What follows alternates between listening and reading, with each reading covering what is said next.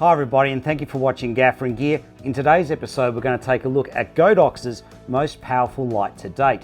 This is the no-LED MG6K. Now just something to note, this is not a 6K light, it's actually closer to a 4K, but they're calling it the 6K because it's the equivalent of 6 kilowatt of HMI. Now this is a bicolor COB light with a CCT range from 2800 Kelvin to 10,000 Kelvin, with green and magenta correction capability. It also has built-in CRMX and an IP54 rating.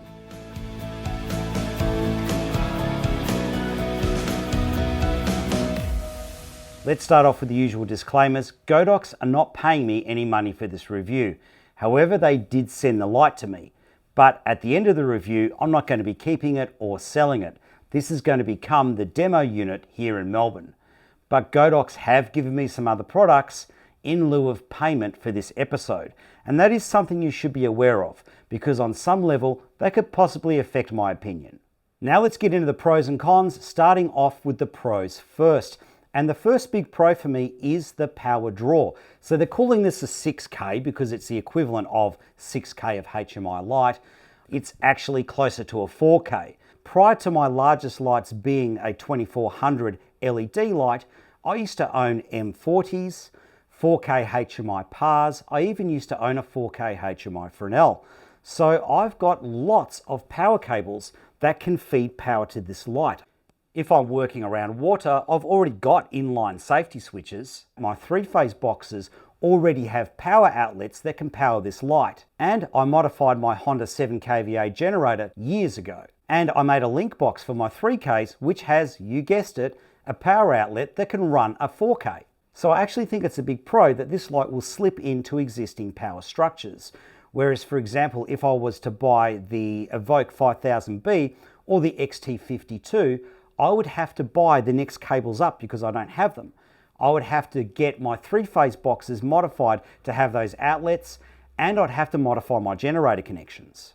The next pro is if you want to run this off house power or possibly a smaller generator, you can set a load limit. The next pro is the size of the unit and the size of the controller combined. So this thing isn't outrageously big, so it can fit on the average shelf. The next pro for me is the massive spread of light with no modifier attached. This could easily light up a 12x12 Ultra Bounce at a relatively close distance. In addition to that, as far as I can tell with my testing, the light is flicker free. It also has some of the best low-end fade up and fade downs that I've seen with DMX control. You can do a smooth fade up from black and a smooth fade down from black using this light. The light and the controller have an IP54 rating, so you can use them out in the rain.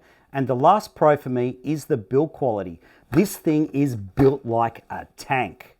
Now let's cover things that are either a pro or a con, depending on your point of view.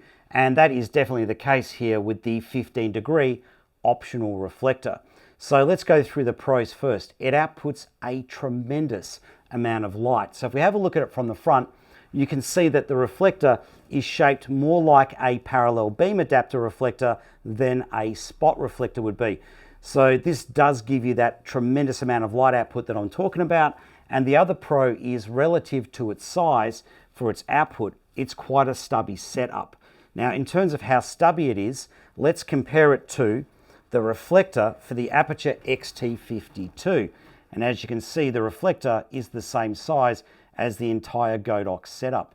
Now, the Aputure XT52 with its spot reflector is 0.2 of an f-stop brighter. Now, bear in mind, it is pulling 1,300 watt more power draw than this unit, which means that this is very powerful relative to its stubby form factor. So what's the negative? Well, this has two distinct beams coming off it. You've got your 15-degree beam coming out of the reflector, and you've got the direct light coming off the COB, which because of the wide opening on the reflector has quite a massive spread.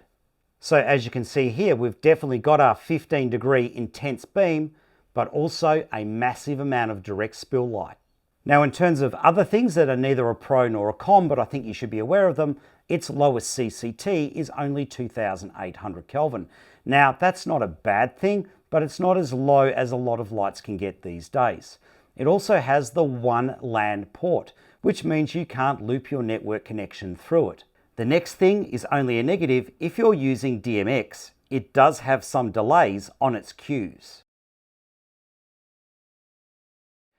Okay, let's get into the cons now, and this light is one of the best built lights in terms of its solidness that you're going to come across in the industry. So why is that a negative? Well, this here with no modifier attached, the yoke, the light, comes in at 28 kilograms. So that's pretty heavy, all right? So I know what a lot of you are going to say. Well, the Aperture XT52 weighs the same amount, but the Aperture XT52 is a 5,200 watt light engine. This is only a 4,000 watt or thereabouts light engine, so it is quite heavy, but it is insanely well built, so that's the trade-off. The next negative for me, and possibly the biggest negative for this light, is the supplied reflector. And currently the widest reflector you can get is only 30 degrees. Now they are promising some wider reflectors into the future. I don't know what they're going to be, but 30 degrees just doesn't cut it for a wide beam. The next negative for me is to do with the power cable. It was supplied with no plug top, which makes a lot of sense because different regions have different plug tops. But the first thing I noticed is that the earth conductor is half the size of the active and the neutral. So depending on what part of the world you live in and the regulations, that might not be strictly kosher. But here's the thing you need to be most aware of if you're anticipating putting your own plug tops on, particularly if you're in Australia using flat pin 20 amps. And that is, I suspect they put the socket top on the wrong end of the cable. Now what makes me suspect this is at the plug top end, the active and the neutral are the wrong orientation. So you have to twist them around inside the plug top in order to make the connections. Or you have to turn them upside down and feed the earth through. Either way, it is an absolute nightmare getting a plug top onto this cable. Now, if that is the case, you can buy this as a separate part online if you just Google search the code numbers. That way you could just build your own cable to whatever length and whatever gauge you need it to be. Now the next two negatives for me are the biggest negatives with this light, and hopefully they give us some options in future firmware so that we can select which curve we want the light to track to. Now, I'm going to give a bit of an explanation to this negative. All right. This light does not track to the black body curve. It does not track to the CIE daylight curve. Instead, this light deliberately skews magenta to give Chinese people better skin tone. Now, to me, that sounds completely crazy, but apparently that makes the Godox lights a huge seller in the Chinese market, which is their biggest market. The next negative I have is the green and magenta correction. Godox say that this light has 100% green and magenta correction capability. Now, as a gaffer, I take that to mean that 100% green is the equivalent of a full correction gel. But what Godox means is the light has 100 increments of adjustment on its controller. So how much green and magenta correction does this light actually have? Well, let's take a look at the results that I've found with some of my testing. Let's start off by having a look at 3200 Kelvin. Set to 0 green and magenta, the light comes in with a delta UV of minus 0.0040. So compared to the black body curve, this light is magenta to, roughly speaking, the equivalent of a 1/8 correction gel. Now, if you dial in 100% green, we have a delta UV of plus 0.0046, which is a total difference of plus 0.0086. So compared to its neutral setting, that's a difference of a little bit more than, roughly speaking, a 1/4 correction gel. With full magenta dialed in, we have a delta UV of minus 0.0056. So compared to its neutral point, that's a difference of only minus 0.0016, which is not quite the equivalent of 1/2 of a 1/8 correction gel. So looking at the numbers for 100% values in either direction, I come to the conclusion that the light engine was actually made to track to the black body curve with the equivalent of a little bit more than a 1/8 correction gel of adjustment in either direction. But the decision was made to skew it towards magenta. Now let's take a look at 5600 Kelvin. With a 0 green or magenta value, the light comes in at minus 0.0047 delta UV. which compared to the black body curve would make the light magenta to roughly the equivalent of a 1/8 correction gel. And you would need to dial in 55% green to get back up to neutral. But if you're working to the daylight curve, this would be magenta to roughly the equivalent of a 1/4 correction gel. And you would need to dial in 91% plus green to get it back to neutral. With 100% full green dialed in, we get a delta UV of plus 0.0039, which is a total difference of 0.0086 from its neutral setting, which is roughly the equivalent of a 1/4 correction gel. With the light set to 100% magenta, I recorded a delta UV of minus 0.0055. That's a difference of only minus 0.0008 delta UV, which is completely imperceivable. But again, if we take a look at the delta UV scores and imagine the light's neutral point was on the black body curve, then this light would have roughly 1/8 correction gel of adjustment in either direction. Now, in addition to all this, if you have the light set to 5600 Kelvin at 100% brightness and then dial in 100% plus green, the light actually reduces in output. Now, to give you a real-world application, I've white balanced for the sunlight to show you just how much magenta hue there is in comparison.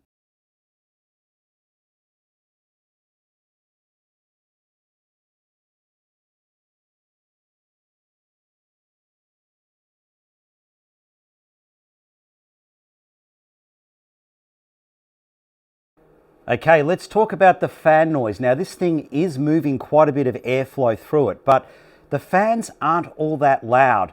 If I was asked to make a book light, for example, using this very close to an interview, I'd be a little bit worried about the sound recordist.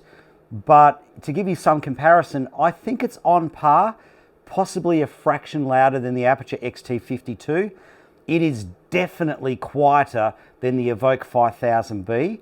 And after you've been running the Evoke 5000B for about 40 minutes, this is definitely way quieter than that. So possibly on a par with the Aputure, maybe a fraction louder, but not enough to worry me in the situation that I'd be using a light this powerful. Okay, let's go through price and what you get. Now, in this review, I'm only covering the basic light kit, and they've also sent me the 15-degree reflector. Now, in terms of the reflectors, it comes with a 30-degree reflector. You can also buy a 20-degree reflector and a 15-degree reflector. So there's not a huge range of beam angles there. It's all quite tight. But again, they've promised into the future they'll have a wider reflector. Let's wait and see. Now, I'll just give you the price for the 15-degree reflector first. So that's $520. We'll have a look at that in a bit more detail in a sec. Now, in terms of the kit, that's $11,650 US is the prices that I'm seeing listed online. I can't find an Australian price at this point, but 11,650 US bucks for what's on the table. Who knows what's going to happen with that price in terms of tariffs and things like that. All right, so let's go through what we get. You get the light, of course. Now, the light does come with a cap to protect the COB area. The cap does have a recognition system on it. So if you've got the cap attached and you have the recognition detection or modifier recognition detection turned off in the menu system, it won't turn on with the cap attached. So I have checked for that. That is a good thing. You get a very short AC power cable with no plug top. I suspect if you've got a decent distributor in your country, they will supply you with a cable. And if you have to build your own cable, well, that's not necessarily a bad thing. Every gaffer I know that owns the Evoke 2400, we all built our own power cables anyway, so it's not necessarily a negative. You get a head lead. Now, the head leads do not interconnect, okay? So it looks like you're limited to the one head lead. Now, the head lead's good quality, got good quality connectors.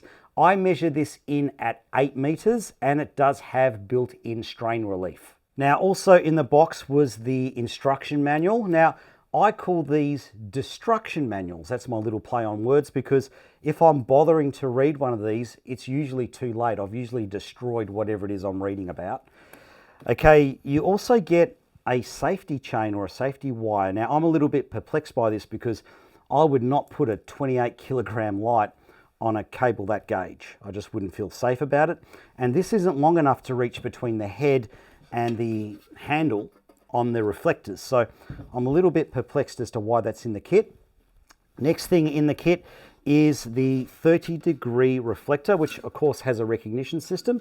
Now this thing is double skinned, which is cool. So if you manage to dent the outside of it, which would be pretty hard, this thing's really solid, you wouldn't dent the inside.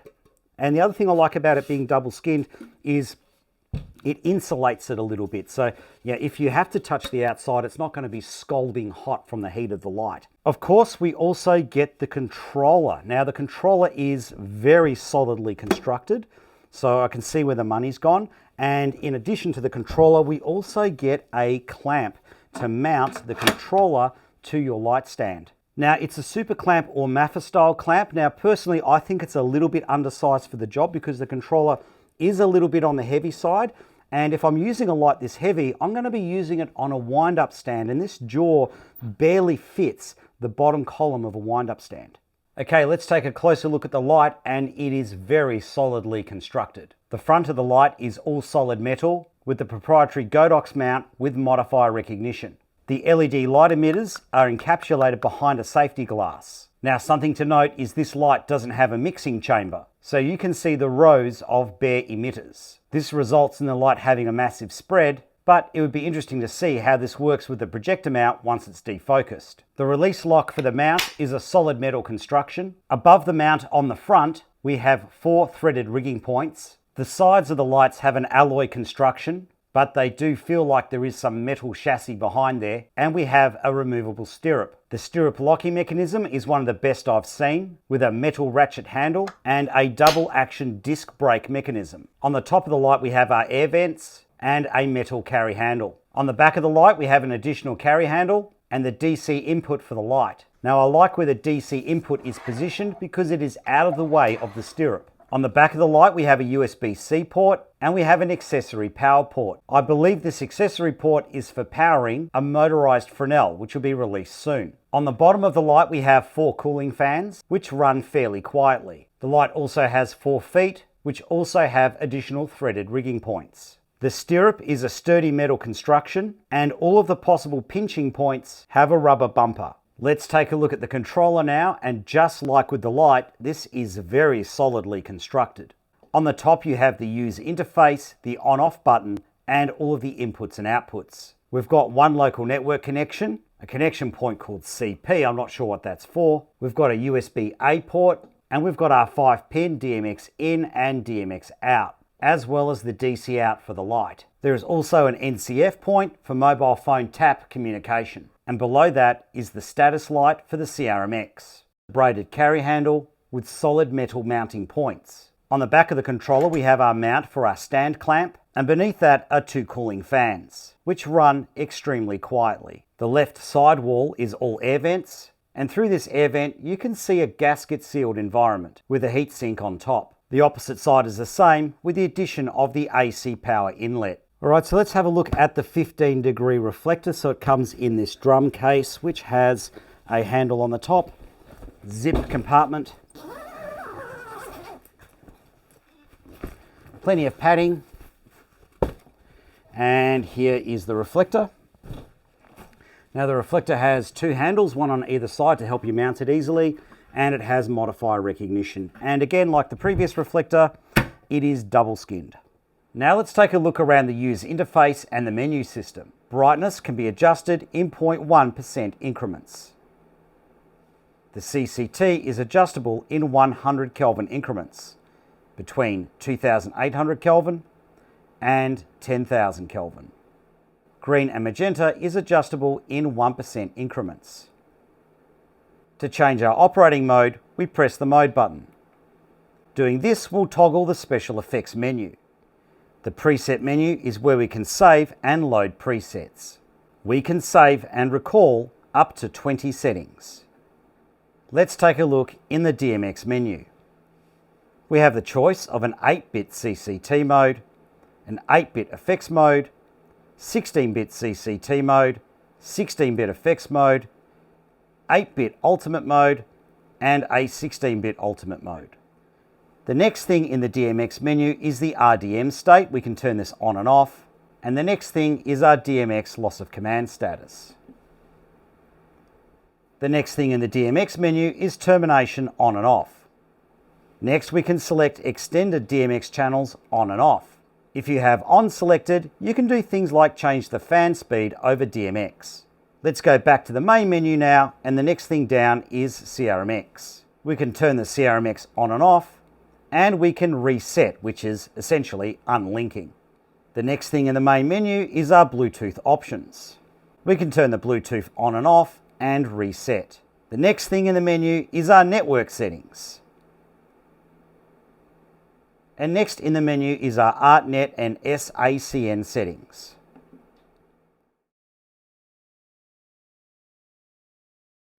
The next thing in the main menu is accessory control. If you don't have a modifier attached to the light, you must have the optical recognition turned off in order for it to work. The next thing in the main menu is our power limit.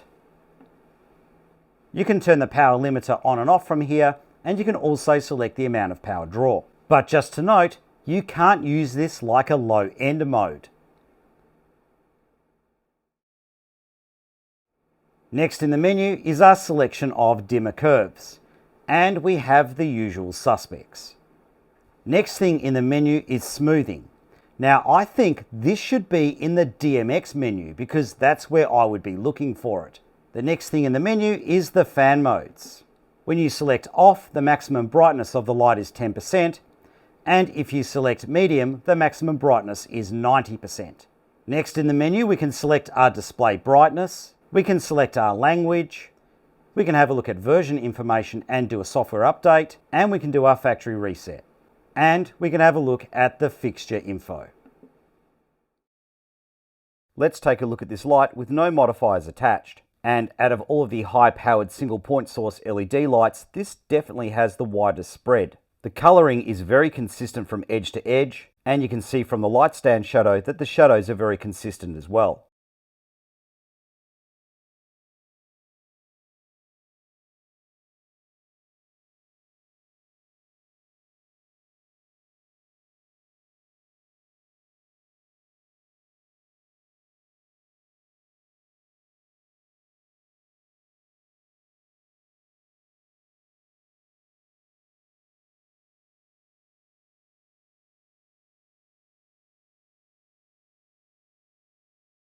Bearing in mind that I've got a lot of light bouncing off my ceiling, the shadows are pretty sharp at a distance of 3 meters. Now let's take a look at the shadows at a distance of 12 meters. And as I anticipated, they're razor sharp. Now let's take a look at lighting up a large area at a distance of 10 meters away.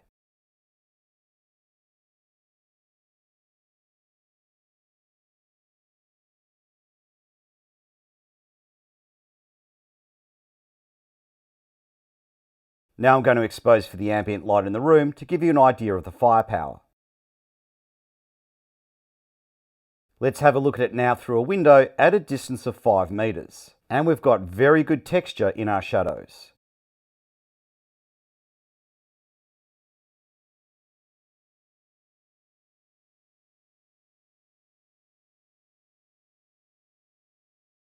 Again, I'm going to expose to the ambient light in the room to give you an idea of the firepower.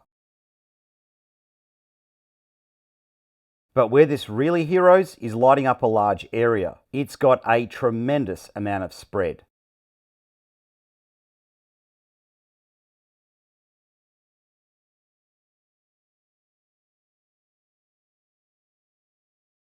Now let's take a look with the supplied 30-degree reflector. And it performs pretty much as I would expect a 30-degree faceted reflector to perform. It's got a reasonably even beam with a pleasant drop off to the sides.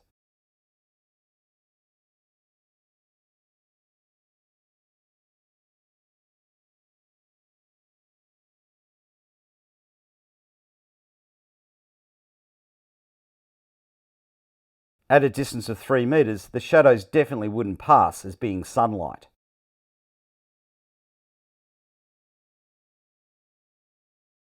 At a distance of 12 meters, there is some double shadowing.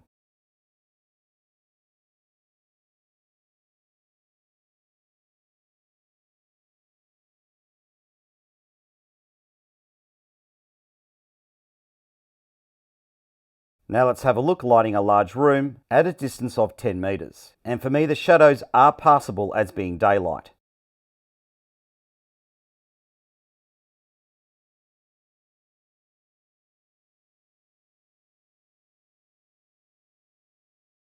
Again, I'm going to expose to the ambient light in the room to give you an idea of the firepower. Now let's have a look through a window at a distance of 5 meters. And with this reflector, we've definitely lost our fine detail in the shadows.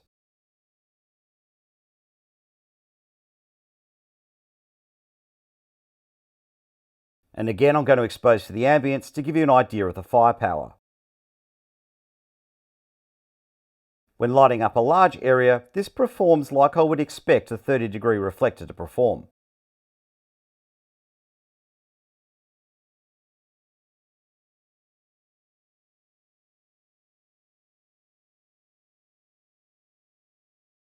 Now let's have a look at the 15-degree reflector. Now, as a pro, look at the numbers. This is delivering a staggering amount of light for a power draw of around 4,000 watt. But you've got a massive amount of spill light off the COB.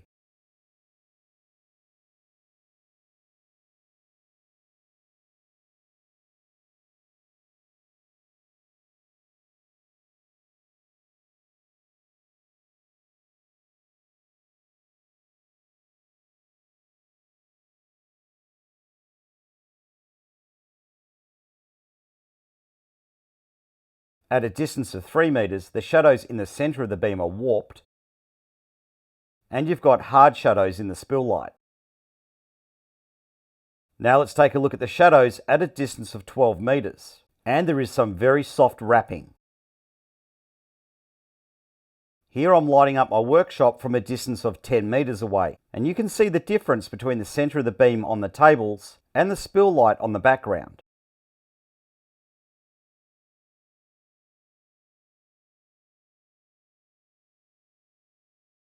To give you a better idea, I've decided to pan the light through.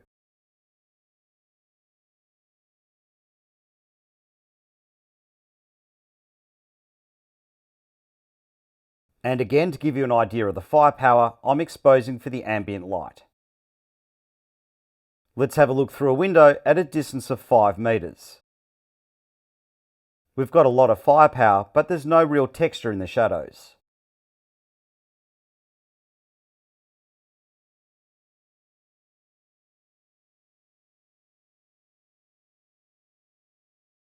And again, if I expose for the ambience, you can see just how much firepower we've got. Using this outside to light a large exterior really shows how much spill light we've got directly off the COB.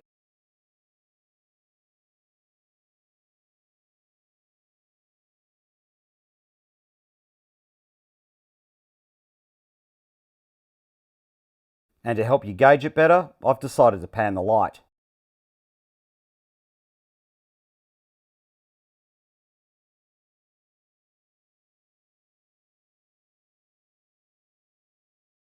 But to really get an idea of the 15-degree beam versus the direct spill light, it's best to point this thing directly upwards.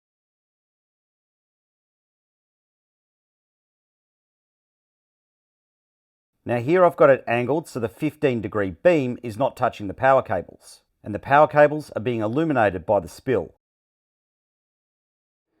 Now we're going to get into what I think is the most important part of my reviews, the CRMX testing. So we're literally having a look at how the light fades up and down to CRMX commands.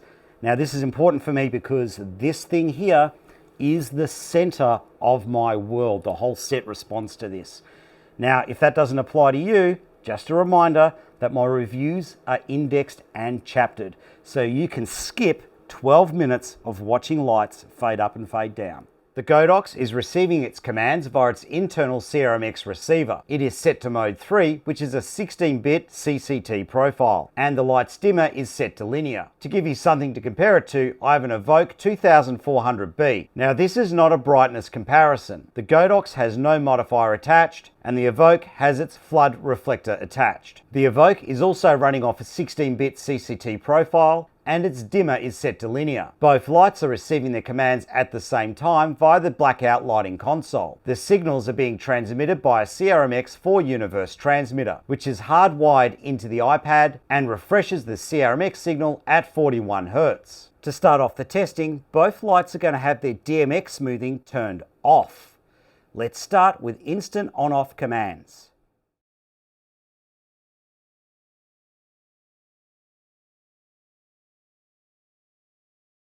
Now for some half-second cues. Now just to note here, both lights are shimmering more by eye than they are on camera. Now for some 1-second cues.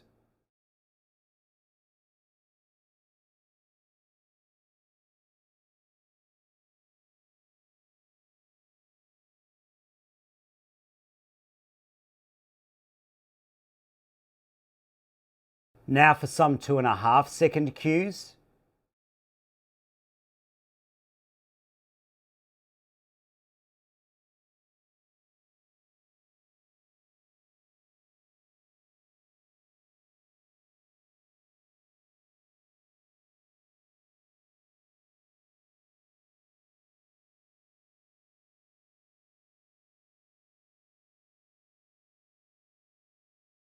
And finally, some 5-second cues.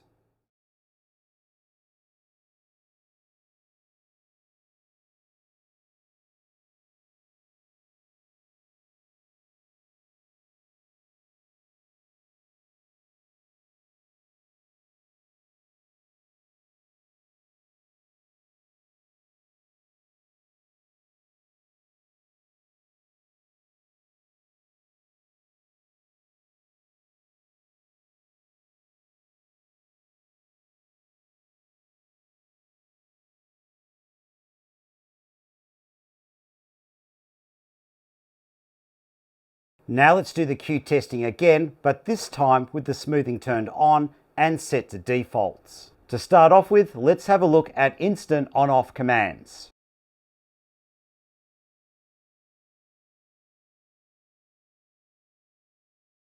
Now for some half-second cues.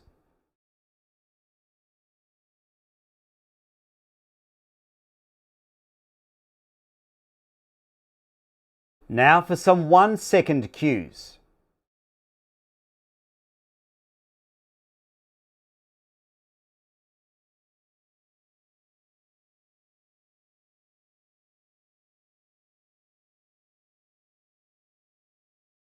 Now for some 2.5-second cues.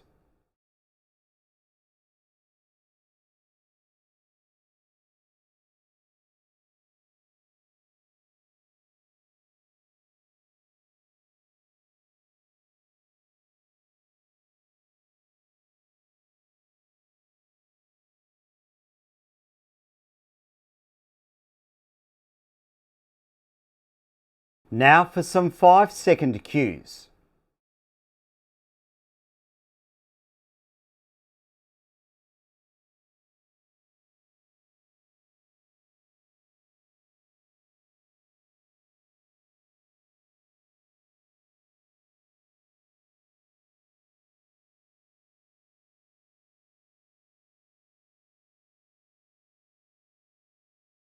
Now let's have a look at some changeovers between 5600 Kelvin and 3200 Kelvin, starting with instant changeovers.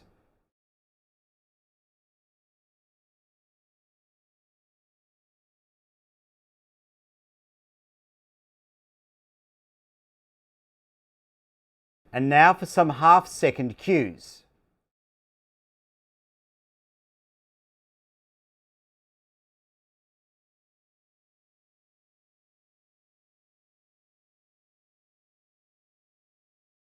Now for some 1-second changeovers.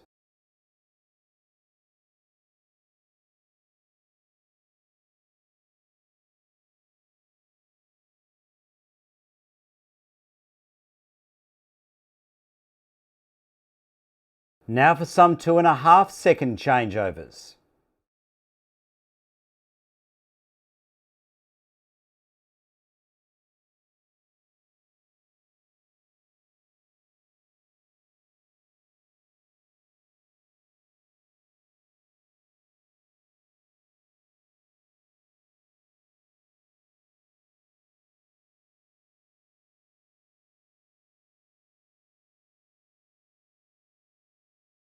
And now for some 5-second changeovers.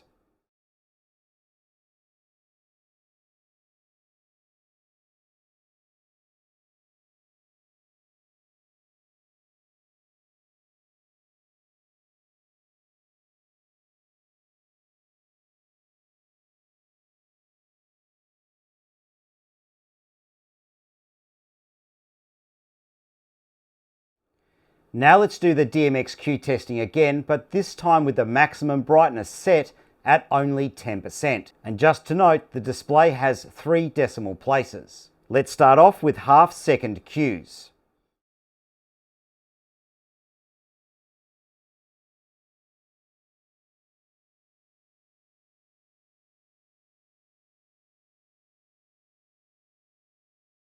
Now let's have a look at some 1-second cues.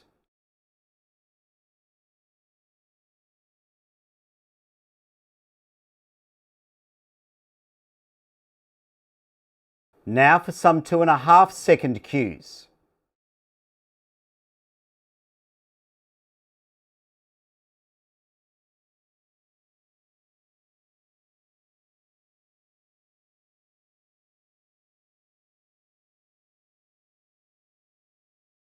And finally, some 5-second cues.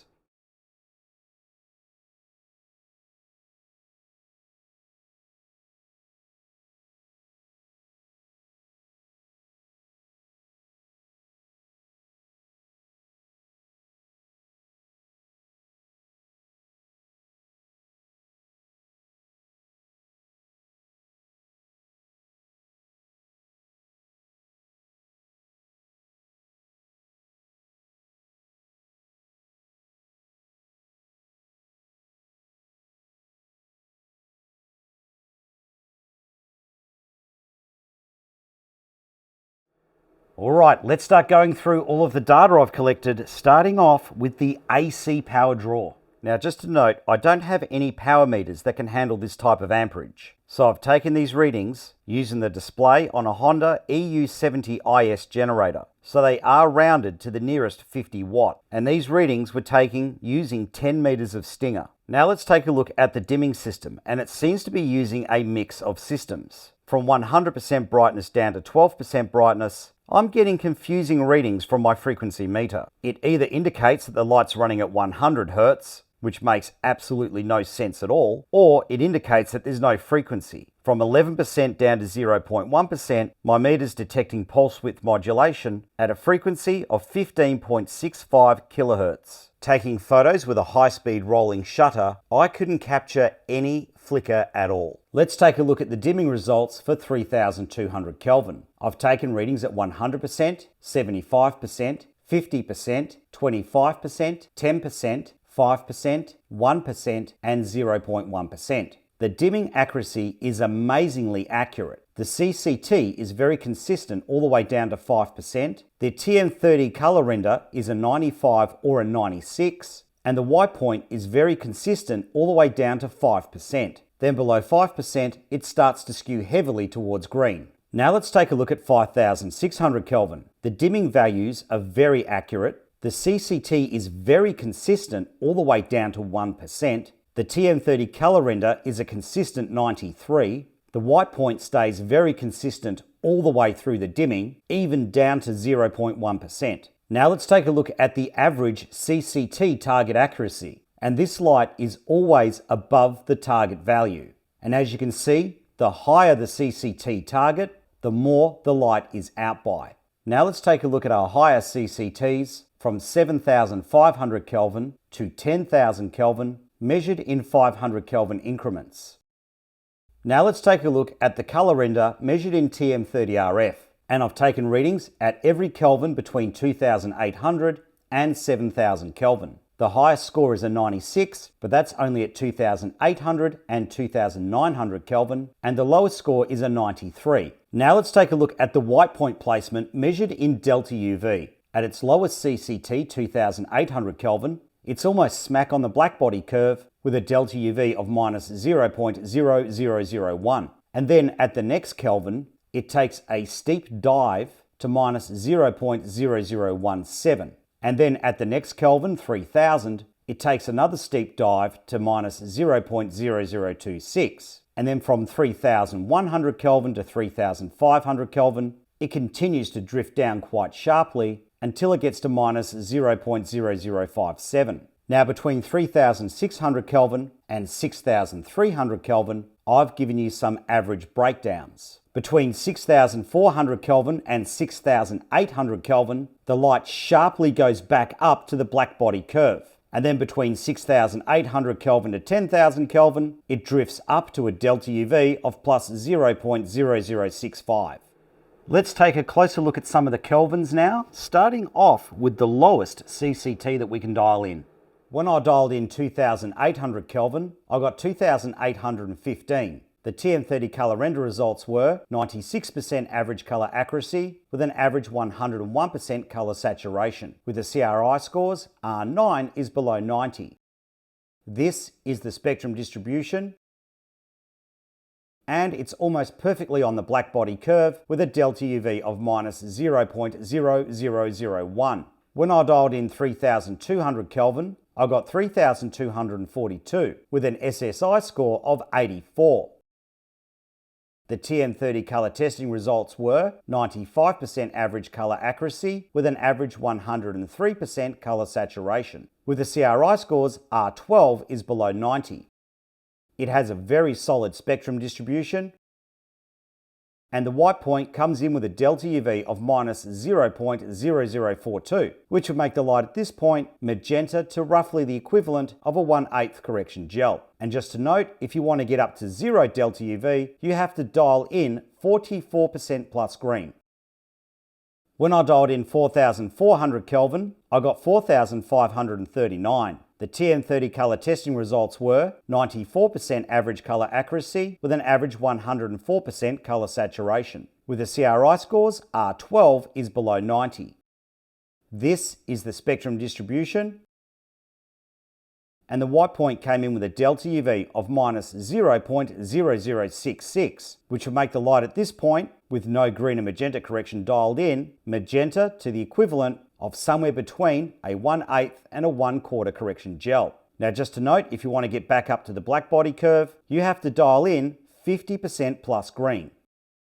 When I dialed in 5600 Kelvin, I got 5876 with an SSI score of 74. The TM30 colour testing results were 93% average colour accuracy with an average 104% colour saturation. With the CRI scores, R12 is below 90. This is the spectrum distribution, and the white point came in with a delta UV of minus 0.0044. So if you're working to the black body curve, that would make this light magenta to roughly the equivalent of a 1/8 correction gel, and you would need to dial in 55% green to get back up to neutral. However, if you're working to the daylight curve, this light is magenta to almost the equivalent of a 1/4 correction gel, and you would need to dial in 91% plus green to get it back to neutral. When I dialed in 10,000 Kelvin, I got 10,921. The TM30 colour testing results were 89% colour accuracy with an average 96% colour saturation. With the CRI scores, only 4 of them are above 90. This is the spectrum distribution, and the white point came in with a delta UV of plus 0.0065. All right, just my closing thoughts. For me, it's a no, but I see it as a light with a lot of potential. If this thing had a wider reflector, so ideally a 60 for me would be good, a 50 degree I could get away with, and it actually had the capability to track to the black body curve, I would be interested in it. For the simple fact that it's not huge, it can fit on my existing shelving. For the simple fact that I never owned an M90. The biggest light I used to own were M40s, and I've got all of the power structure to run M40s. And this is a similar power draw. It can run off those existing power cables, those existing 3-phase boxes, and connect to my existing generators. That's a big plus. And I can't be the only gaffer in the world that had their biggest light as an M40 and nothing beyond that. There must be thousands of gaffers around the world with that power infrastructure that can run this. But For me personally, I just can't get past the whole magenta skin tone thing. I think Western gaffers, Western cinematographers are not going to buy that argument and not going to buy the light as a result. So hopefully somewhere down the track they have a firmware update giving you the option to track to the black body curve.